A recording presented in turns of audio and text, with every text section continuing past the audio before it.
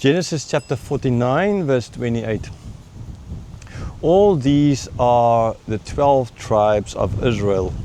This is what their father said to them as he blessed them, blessing each with a blessing suitable to him. Right, so Moses, understandably, this is like an editorial note in here. This is a blessing because, I mean, Israel didn't say, this is my blessing and this is now, right?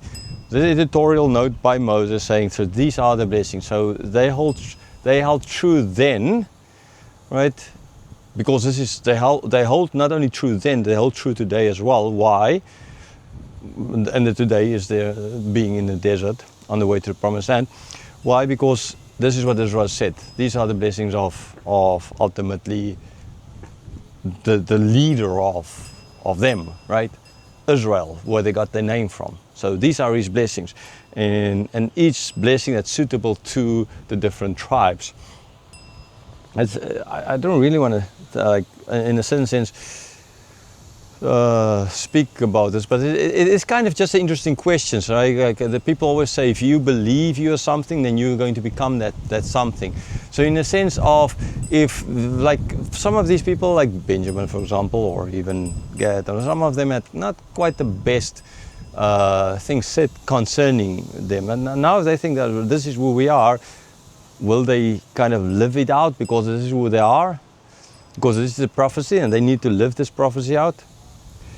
Well, I mean, I think ultimately is knowing even or not knowing or knowing even is not really going to change anything, ultimately. So yeah, this concept of you are who you think you are, well, that's not always true, because that makes you the God, and there's always a God above all.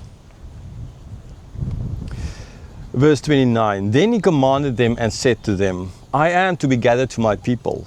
Bury me with my fathers in the cave that is in the field of Ephron the Hittite, in the cave that is in the field of Machpelah to the east of Mamre, in the land of Canaan, which Abram bought with the field from Ephron the Hittite to possess as a burying place.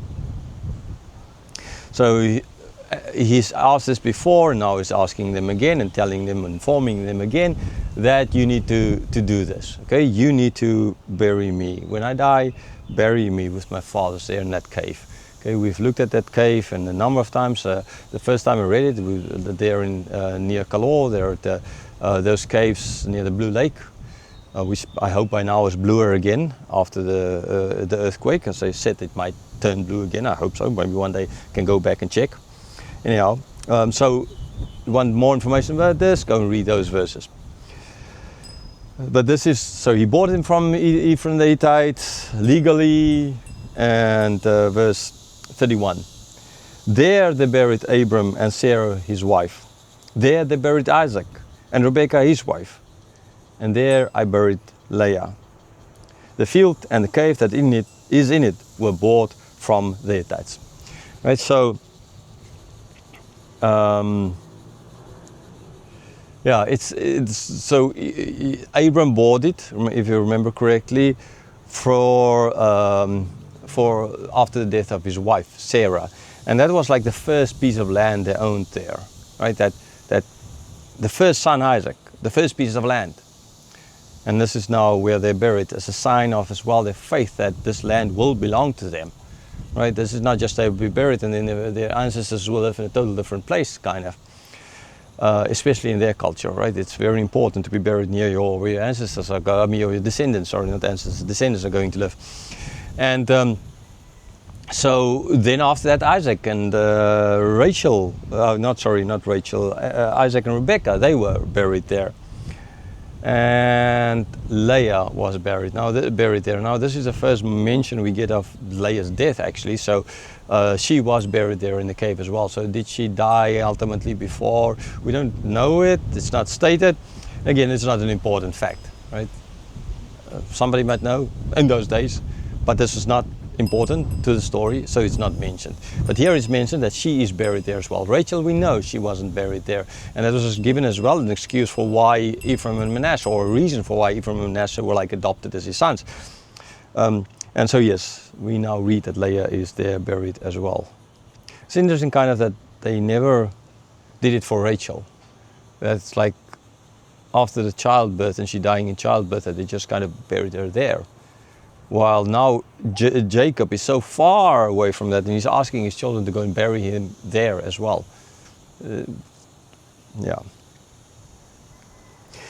And that, yes, they bought this from Ephraim the Hittite, legally, all. Verse 33, when Jacob finished commanding his sons, he drew up his feet into the bed and breathed his last and was gathered to his people. So that is that, drawing up his feet.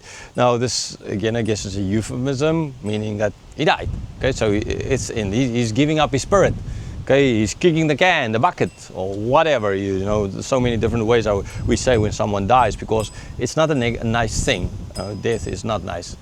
We all kind of don't want it, but we all will go through it. Okay,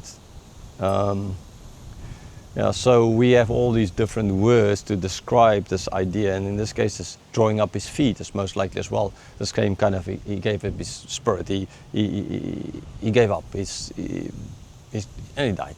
Right? So that's basically just what it means. So this is where the story ends with Jacob.